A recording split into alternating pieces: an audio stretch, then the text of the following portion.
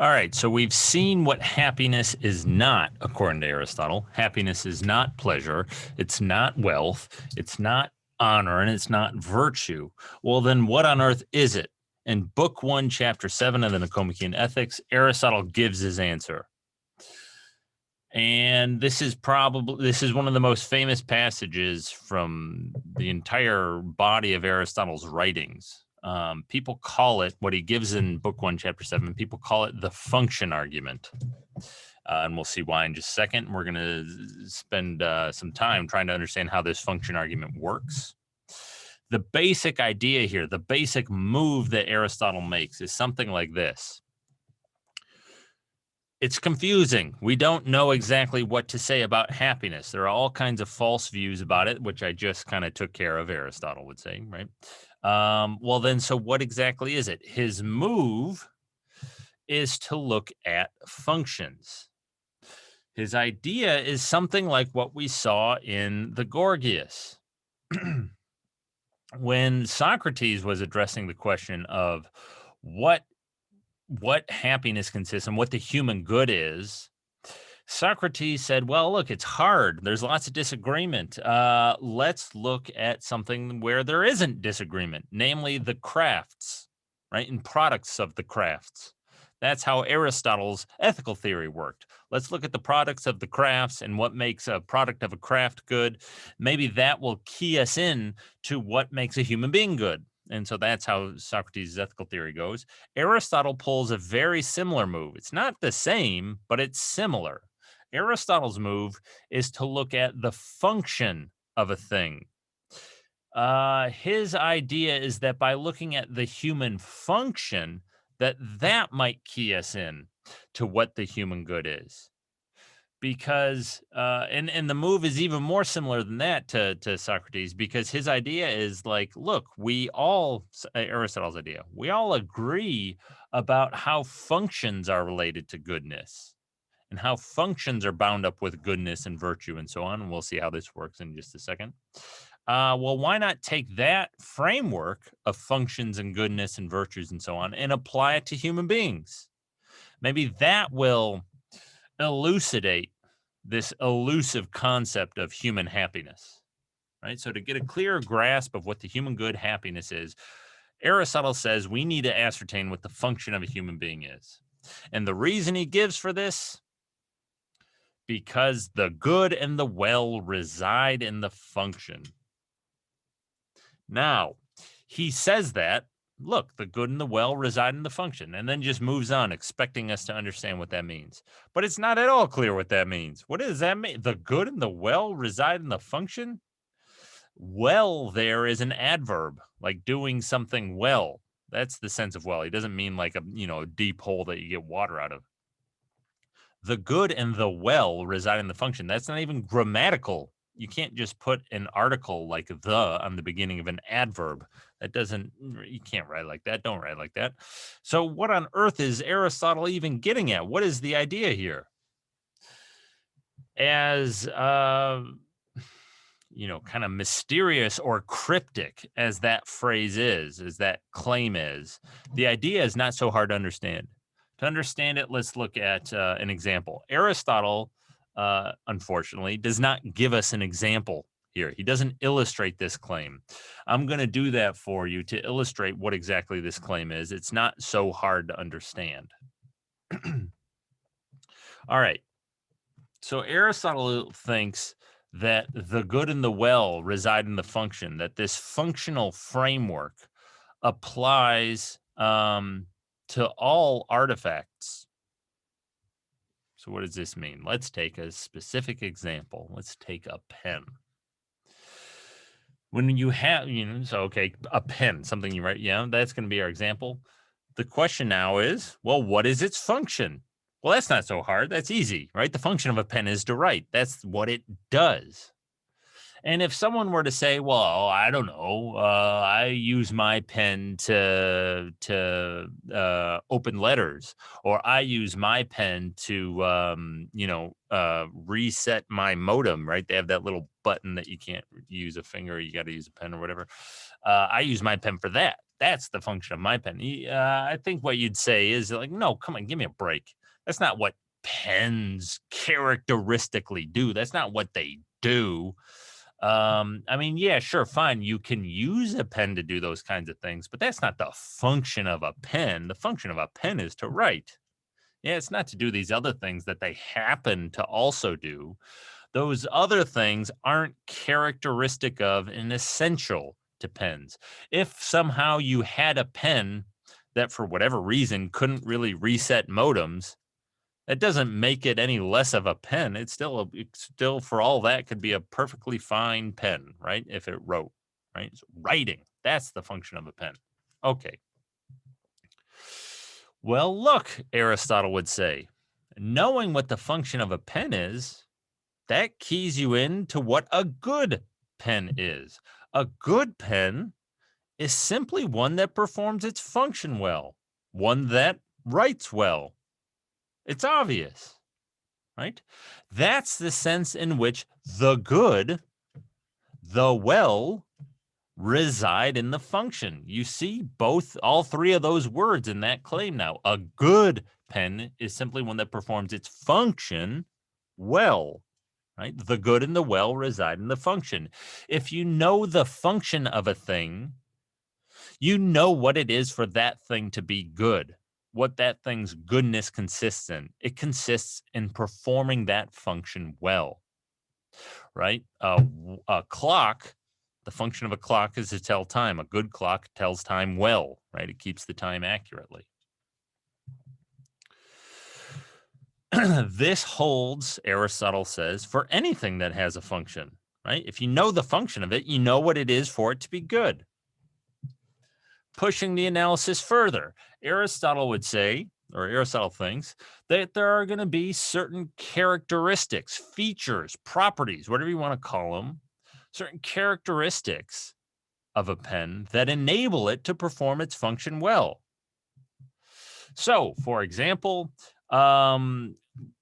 letting out ink at a constant rate, at a steady rate. That's a feature of a pen, a characteristic that a pen might have. It might not, but it might have.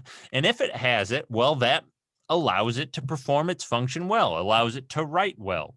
Being light, being comfortable to hold, right? And we could go on at length, right? This is not exhaustive. There could be other features besides these, right? If a pen has these features, it will perform its function well, and so be a good pen. Aristotle would say those features that enable something to perform its function well, those are the excellences of a pen. Or in Greek, it's the same word, and we saw this with Socrates, the virtues of a pen.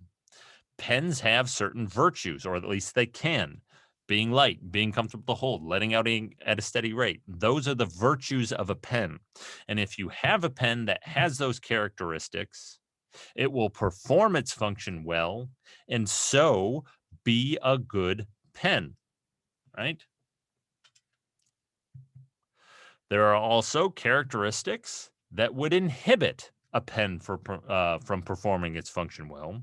There are characteristics that would make a pen perform its function badly.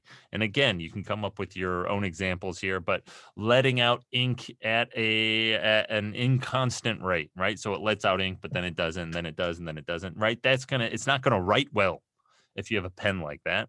That's a vice of a pen, right? That's a characteristic that inhibits it from performing its function. Weighing 5 pounds, being really fragile. I don't know, right? You could come up with your own examples. These characteristics are the vices of pens. They are the vices because they inhibit it from performing its function, right? And so, right, we get this whole conceptual framework of functions, goodness, and virtues. Aristotle is going to use this framework to talk about the human good. And it gets more confusing. It gets more difficult when we turn to the human good. But to understand the basic idea is not too hard. Just think of this easy example. Think of the pen, right? Think of how what the function of a pen is, what a good pen is, well, as one that writes well, and that there are certain characteristics that help it do that. Those characteristics are the virtues or excellences of a pen, right? Note something here. The virtues of a pen are not courage and justice and self-control. Those are not the virtues of a pen. Those will end up being the virtues of a human being. The virtues of a pen are things specific to a pen, right? Letting out ink at a steady rate. The virtues of a human being are going to be things specific to human beings. That's the way virtues work. Different things have different virtues. And so Aristotle would want to say we can give this kind of functional analysis for any artifact, right? So I had indicated a clock, right? You could do the same kind of thing. You could talk about the characteristics that enable a clock to perform its function well, a computer, a knife, whatever you like, any kind of artifact that human beings make, a house, whatever, right? We could give a similar kind of analysis. We could look at the function of the thing and then look at the virtues and determine what the virtues are. But this functional analysis applies not just to artifacts, according to Aristotle. It also applies to natural organs like your heart, your liver, your lungs, your brain, and so on. Right? So, for example, take a heart. I don't know enough about a heart, but anyways, the heart has a function. The function of a heart is to pump blood, let's say, through the body. Well, fine. Knowing that, you know what a good heart is. A good heart is one that pumps blood well. And if you knew more about the physiology of hearts than I do, you would be able to list certain virtues and vices of hearts, right? So I don't know. I couldn't even begin with the virtues of a heart, right? Having a certain amount of strength, having certain kinds of cell wall, I don't know, certain walls and valves and something, I don't know. Right? Those something is going to help a heart perform its function. Whereas other things, other characteristics, and those things that help the heart perform its function, right? Those are going to be the virtues of a heart, the excellences of a heart. Whereas other characteristics might inhibit a heart from performing its function well. So having a big gaping hole in the side of the heart, right? That's going to be a vice of a heart. That's going to inhibit a heart from pumping blood well. Something like that. And you could give a similar kind of analysis of kidneys and eyes and hands and ears and everything else that you like. All kind of natural organs follow this same kind of analysis, according to Aristotle. And it's not just organs and artifacts, but we can also think of occupations or roles. And this is actually one of the examples Aristotle gives, right? So he talks about a lyre player, but you can think of like a violinist. Lyre is like it's what the ancient Greeks, it's like a little mini harp. But you could think about like a violinist or a farmer or something like that. What's the function of a violinist? To play the violin. Well, what is a good violinist? A good violinist is one who plays the violin well. And if you know anything about violin playing, you could then start listing virtues and vices of violinists, right? A certain kind of virtue might be having a good ear, right? Violins don't have frets, and so you got to kind of have, an ear for the note or whatever, right? If you have a good ear, you can kind of pick up the appropriate tones and whatever. That's a virtue. That's going to help you play the violin well. Having the kind of muscle memory in your hands to know where the C and the D and the F sharp and whatever else is, right? Those kinds of things are virtues of violinists. And right, because if a violinist has those characteristics, they will play well. And you could go on at further length, right? And you could also list vices. Okay, so that's the idea that Aristotle is getting at when he says that the good and the well reside in the function. So again, let me just reiterate. If you're trying to understand the function argument, what Aristotle is saying, turn to these simple examples. Turn to the pen example. It should make everything easier to handle. Now, let's start talking about human beings. Let's start looking at the function argument. So what we've just seen is this idea that a good pen is one that performs the function of a pen well. And a good farmer or violinist or whatever is one who performs the function of a farmer or violinist well. In general, then, what Aristotle thinks is that a good thing is one that performs that thing's function well. A good X is simply one that performs the function of X well.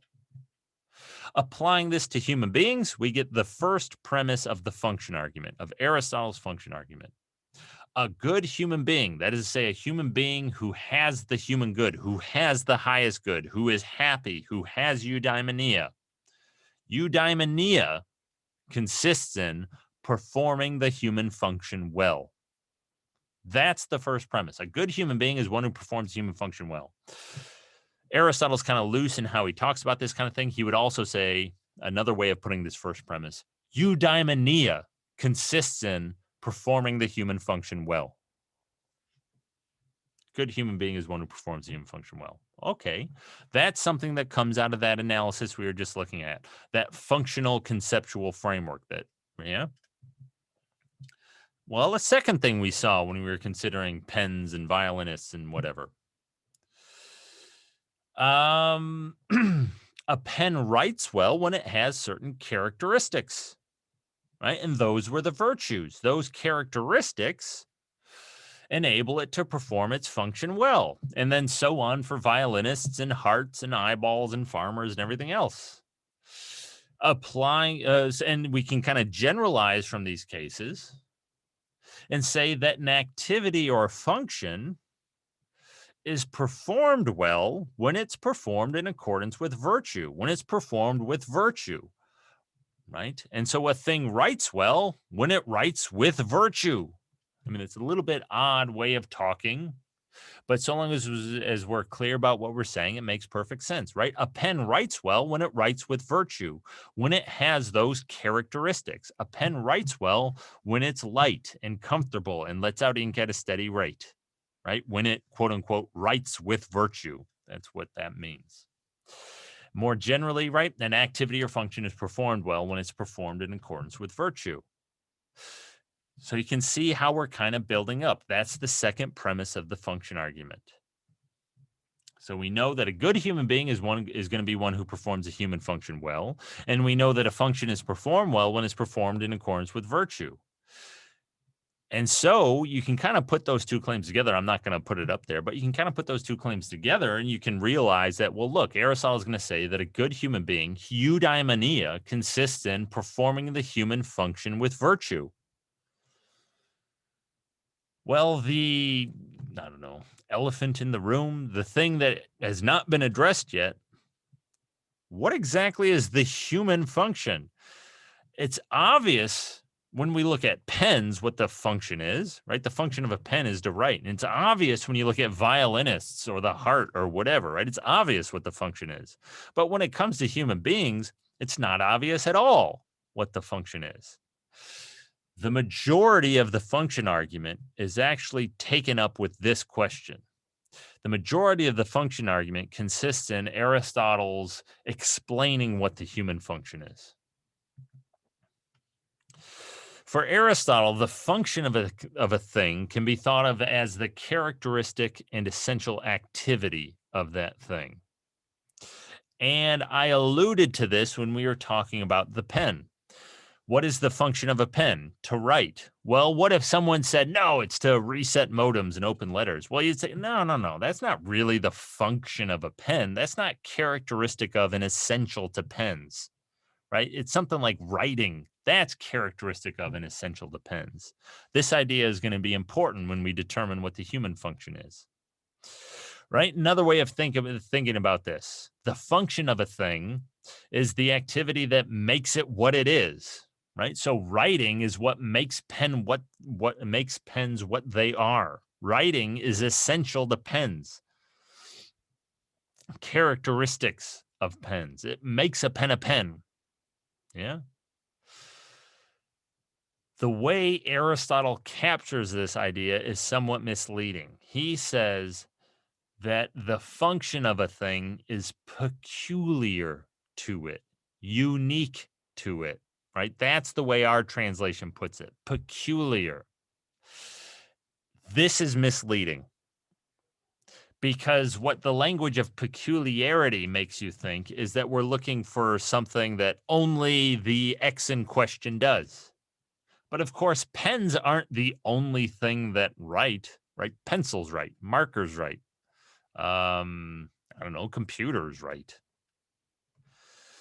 And so by peculiar, Aristotle doesn't mean unique. He doesn't mean something that only the thing in question does, right? When he says, when he would say that the function of a pen is peculiar to it, he doesn't mean that only, and then the function of a pen is to write. He doesn't mean that only pens write. Rather, by peculiar, he means characteristic of and essential to, right? That's what he means by peculiar. It's a peculiar sense of peculiar. All right, so let's then turn to this question of what the human function is. So, what's the peculiar activity of human beings? What's characteristic of and essential to human beings? Aristotle wants to say there are three possible answers. He doesn't state this outright, but this is clearly assumed in his argument. There are three options for what the function of a human being can be: growing, perceiving, or rational activity. And immediately this should remind you of the De Anima, because he is drawing this from the De Anima. He doesn't say that, but he is, right? Human beings are a living organism. And as a living organism, they have a soul. Yeah. And there are three kinds of soul, as we saw in the De Anima. And the soul of a thing, well, that's the form of the thing. The soul of a living organism is its form, and its form is, Aristotle uses this phrase, its essential whatness. In other words, the form of a thing, the soul of a thing, is its essence. Well, what we're looking for when we're looking for the function of a thing is its essence, essentially, right? Its essential activity. And so there are going to be three options for what the human function is, because there are three parts to the human soul, three parts to the form of a human being, to the essence of a human being: growing, perceiving, and rational activity. So there are three options. And Aristotle proceeds to give an argument by elimination. So he's going to eliminate two of the options, thereby establishing the third. So first, he says that growing, that can't be the function of a human being, because that's not what's characteristic of and essential to human beings. For merely growing doesn't make something human, right? If growing were what was characteristic of and essential to human beings, well, then plants would be human beings too, because plants grow. But clearly, plants aren't human beings. And so growing is not what the function of a human being is. The movement of thought here is very similar to what we saw with pens, right? If someone were to say, look, maybe like growing, nutrition and growth, maybe that's the function of a human being, that would be like someone saying maybe resetting modems is the function of a pen. And what Aristotle would want to say is something like the following: look, resetting modems, sure, fine, that's something pens can do, but that's not the essence of a pen. That's not what's characteristic of and essential to pens. Well, in the same way, growing and nutrition, sure, that's something that human beings do, but that's not what makes a human being a human being. That's not characteristic of and essential to human beings, right? Not growing. And by the very same kind of reasoning, it's not perceiving. For merely perceiving doesn't make something human, right? If perceiving were the function of human beings, if that's what was characteristic of and essential to human beings, well, then a cow would be a human being, right? Because cows perceive too. But clearly, cows aren't human beings, right? Perceiving is not the characteristic and essential activity of human beings. Well, that leaves one option left: rational activity. And so the third premise of the function argument: the function of a human being is rational activity. Now, before we kind of put the whole function argument together, I want to talk very quickly about rational activity, about what he means here. it's very easy to be misled because he doesn't mean what it seems like he probably means. When we see that phrase today, rational activity, we're inclined to think that he means something like smart, intelligent activity.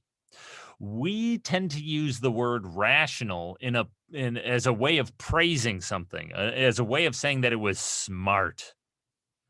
That is not how Aristotle is using the word rational here, right? We tend to say something like, "Oh yeah," we tend not to use the word that much actually. But if we do, like let's say you said something like, "Oh man, my roommate is very rational." That would be a way of saying like they're really, got things together. They know how to plan. They're smart. They're intelligent. Something like that, right? I don't know. That's not how Aristotle is using the word rational here. He's using it in a kind of more general sense. Any activity that involves or requires reason is a rational activity in Aristotle's sense. And any activity that involves or requires concepts is going to be an activity that involves or requires reason. The mark of reason, according to Aristotle, is concepts. Animals, other animals, non-human animals, don't have concepts. Their experience isn't infused with any kind of conceptual apparatus. That's unique to human beings. It's unique to rational animals, which is what human beings are. Right. And so when he says that the function of a human being is rational activity, what he means is that what's the function of a human being is acting in a way that involves or requires concepts. Rational activity is any activity that involves or requires concepts. And according to Aristotle, that's pretty much everything that a human being does. And so even, stupid things that human beings do are rational activities in Aristotle's sense, right? So you're taking a math test and yeah, 5 + 5 = 12. You write that on your math test. That's clearly irrational, right? 5 + 5 does not equal 12. But in Aristotle's sense, Aristotle would say that you're filling out the math problem wrong is a rational activity because in order to write 5 + 5 = 12 or to think that or believe that, that involves and requires concepts, namely concepts of 5 and plus and equals and 12, right? And so that activity, as irrational as it is nonetheless a rational activity in Aristotle's sense. Clearly, doing the math problem correct is also a rational activity. But basically, any activity that human beings engage in is a rational activity in Aristotle's sense. So, doing the appropriate things, right? Helping people out, being just, being generous, and so on, those are all rational activities. But also, Aristotle would say murdering people, that's also a rational activity. To murder somebody, it depends on the particular kind of murder, I suppose, but say out of revenge, that involves and requires concepts. Lions don't murder things, even though they kill them. Uh, be, uh, Sorry, because murdering somebody, or at least the way human beings do it, involves and requires reason, involves and requires concepts. So that's what Aristotle means by rational activity, right? Okay. And so really he could just say like action, intentional action, something like that. All right. And I'll return to that in a little bit. We'll see what the upshot of that is in a little bit. Let's put the function argument together now. So those are the three premises that we've seen. A good human being is one who performs a human function well. Function is performed well when it's performed with virtue. And the function of a human being is rational activity. Putting those claims together, we get the conclusion of the function argument. We get Aristotle's view of what happiness is. A good human being is one who performs the human function well. Like I was saying earlier, another way of stating that, eudaimonia consists in performing the human function well. And well, look, we know by the second premise that performing the human function well is going to be to perform the human function with virtue. And so eudaimonia is going to consist in performing the human function with virtue. Well, by the third premise, we know what the human function is.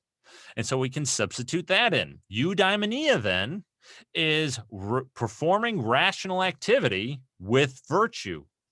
That's Aristotle's answer. Eudaimonia, happiness, is rational activity in accordance with virtue. And as I was saying, by rational activity, any kind of action that human beings engage in, and indeed, even more than action, feelings, emotions, are kinds of rational activity according to Aristotle because they involve and require concepts, right? I am angry at you for, slapping me in the face or whatever. There are concepts bound up with that feeling, with that emotion. And so happiness, eudaimonia, flourishing, living well, living the good life is acting virtuously, right? That's essentially the conclusion of the function argument. Rational activity, that's a weird phrase. You find it in Aristotle. It's really, it just means like acting, intentionally acting, right? And in accordance with virtue, that's a weird phrase too. Aristotle uses it. It's there, yeah, but you can kind of eliminate it, simplify it, right? So a simplified version of the conclusion of the function argument, happiness is acting with virtue. Happiness is virtuous action. Happiness is acting virtuously. That's what Aristotle's view is. That's what flourishing consists in. That's what we ought to be aiming at as we live our lives. Not pleasure, not wealth, not honor, not virtue. Wait a minute. He's saying happiness is acting virtuously. But earlier, he'd argued that happiness couldn't be virtue. So what gives? Is he contradicting himself? No, because there's a difference. He is not saying that happiness is virtue. He's saying happiness is acting virtuously, right? He builds activity into his account of what happiness is. And so Aristotle would say the person who has all the virtues but is in a coma, yeah, they're not happy. Why? Because they're not acting virtuously. They can't put their virtues into action. And what happiness consists in is not merely having the virtues, but putting the virtues into action, acting on the virtues. And so this is the sense in which Aristotle disagrees with Socrates. Happiness is not just virtue, but in a sense, but in a more general sense, kind of agrees with him. He locates happiness, virtue is highly bound up with happiness. And indeed, you need to have the virtues in order to be happy because happiness just consists in activating the virtues, acting on the virtues. Now, let's get into a little bit more detail. So Aristotle claims that happiness is acting with the virtues, rational activity in accordance with virtue, but that's really vague. What exactly does that mean? Acting virtuously. What kinds of actions? What are the virtues? Aristotle sets himself a roadmap for addressing those questions in Book 1, Chapter 13. And he does it by examining the soul. And so, souls, whatever. How do you draw a soul? I don't really know. That's a soul. It's a yellow circle. And in Book 1, Chapter 13, he divides the soul. And a lot of this should actually be familiar to us from the De Anima, but he divides the soul into an irrational part and a rational part. And then he goes on to divide the irrational part into what he calls, or what our translation calls, the vegetative part and the appetitive part. Now, from the De Anima, this should sound somewhat familiar, right? These various parts of the soul. You have the rational part. That was one of the parts from the De Anima. But in the De Anima, he didn't talk about the vegetative part. He talked about nutrition and growth, the nutritive part. It's just a difference in translation. It's the same thing. When our translation, the Nicomachean Ethics, says vegetative, it's nutritive, the nutritive part of the soul, which is familiar to us from the De Anima. And then likewise, the appetitive part of the soul, this isn't so much a difference in translation as a difference in what Aristotle is saying. But one of the things I mentioned when we were going over the De Anima is that sometimes Aristotle refers to the perceptive part of the soul, which is how he describes it in the De Anima. Sometimes in other places, he refers to that as the appetitive part of the soul.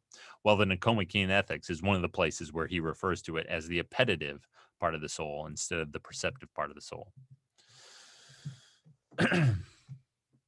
But so it's the same division that we saw in the Danima. In the Danima, we got a division between the nutritive, the perceptive, and the rational parts. We're getting the same division here in the Nicomachean Ethics. Um, And there are various activities, life activities that human beings engage in that come from these various parts of the soul. So the nutritive, vegetative part of the soul, that's gives rise to our digestion, to cell generation, whatever, all that kind of stuff. The appetitive or perceptive part of the soul gives rise to our sensations, so our perceptions, but also to our emotions, our desires, feelings, things like that, our appetites. Well, look, if happiness is rational activity in accordance with virtue, what we need to do is isolate the rational activities. Which of these activities are rational? Now, obviously, the activities that come from the rational part are rational. And so the activities that come from the rational part are going to be involved in happiness. But what Aristotle points out in Book 1, Chapter 13 is the activities of the appetitive or perceptive part of the soul can be persuaded by or listen to the rational part of the soul. And so they count as rational.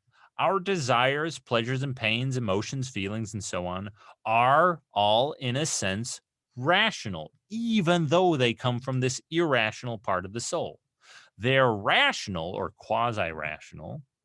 Well, because they can be made to listen to reason, and they can be made to listen to reason because they are conceptually informed, right? As we were just talking about a minute ago, our emotions and desires and so on are infused with concepts. Our cell generation is not, our digestion is not, right? And so our vegetative or nutritive activities are not rational in any sense, whereas our perceptive or appetitive activities are rational in a sense, right? And so the activities that come from the rational part of soul are going to be a part of happiness, and the activities that come from the appetitive or perceptive part of the soul are going to be a part of happiness. The kinds of virtue, right? And so those are two different kinds of rational activities. The rational activities, the activities that come from the rational part of the soul, and then the perceptive or appetitive activities.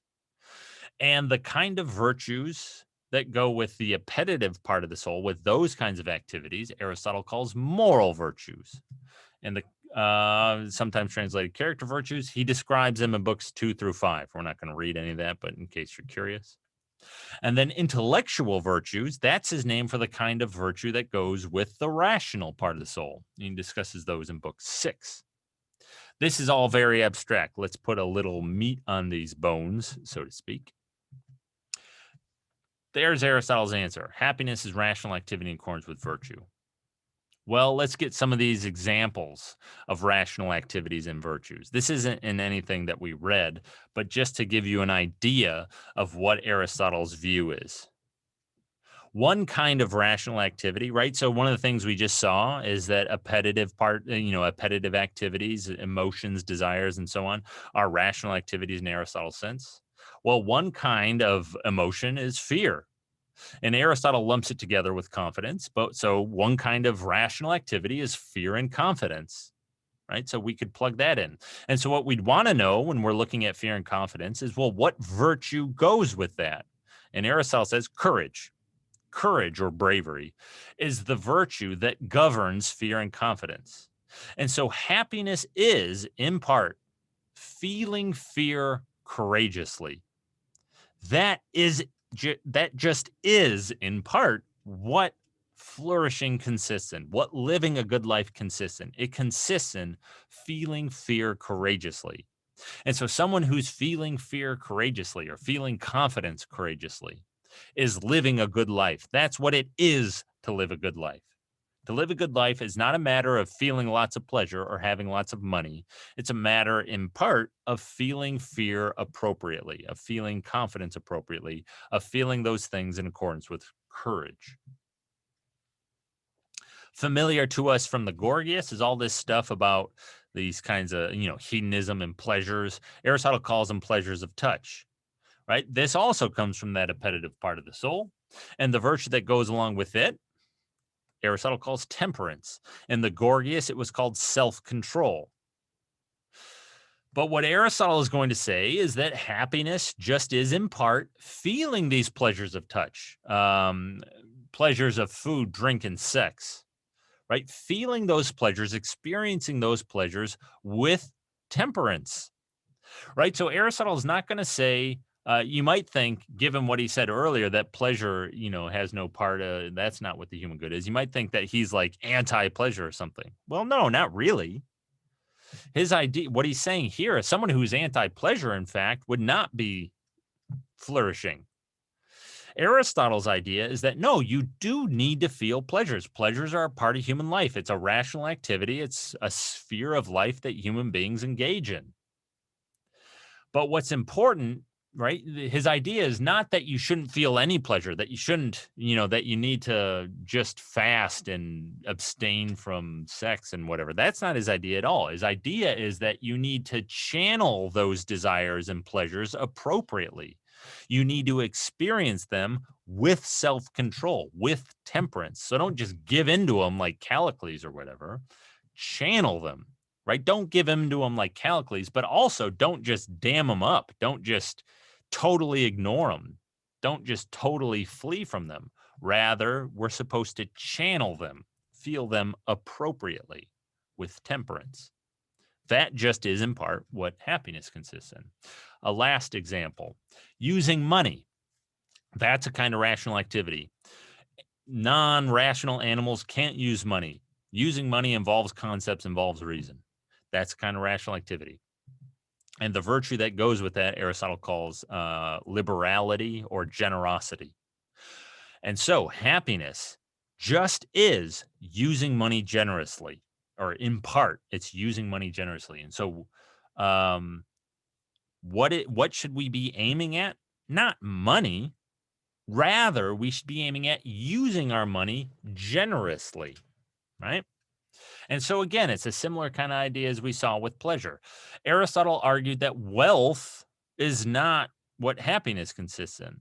Oh, does that mean he's against money or against wealth? Don't try to get any money at all ever. Well, no, not necessarily. You need money, but you really only need money so you can exercise the virtues. You need money so that you can use it generously, right? That's one of the chief benefits of money, is that it allows you to use it generously to help out other people. This is what we should be aiming at, right? This is what eudaimonia or flourishing consists in.